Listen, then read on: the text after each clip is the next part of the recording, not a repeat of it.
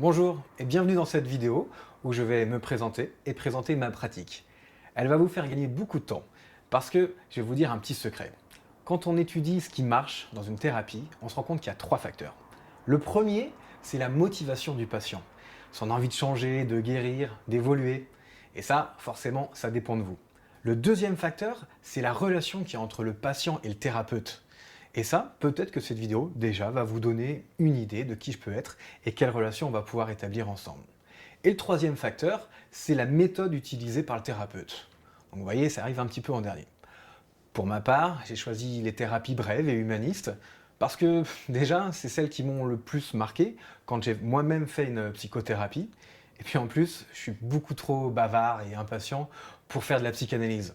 Donc dans mon cabinet, il n'y a pas de divan et il n'y a pas non plus de parlez-moi de vos parents. Non, ça c'est pas mon genre.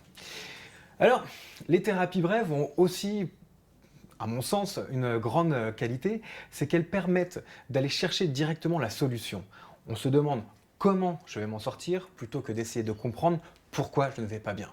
Il y a même des thérapies qu'on appelle les TOS, thérapie orientée solution, où pendant l'intégralité des séances, on ne va jamais aborder le problème, mais juste qu'est-ce que la personne veut devenir. À la base de toutes ces thérapies brèves, il y a l'hypnose. Alors attention, pas celle de Mesmer, pas celle de dormez, je le veux.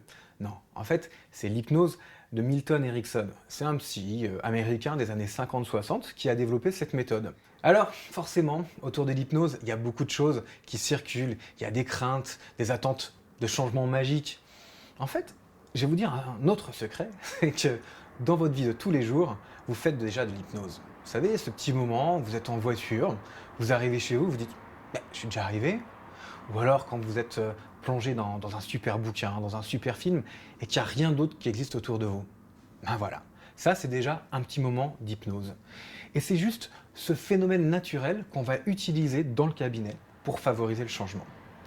D'ailleurs, les gens sont parfois même un peu déçus, ils se disent mais c'est que ça. Ils ont même l'impression qu'ils sont même pas été en hypnose. Et si vous voulez vous-même tester l'hypnose, je vous propose d'écouter le podcast que j'ai mis en ligne sur mon site et qui va vous permettre d'expérimenter chez vous, tranquillement, un petit moment d'hypnose.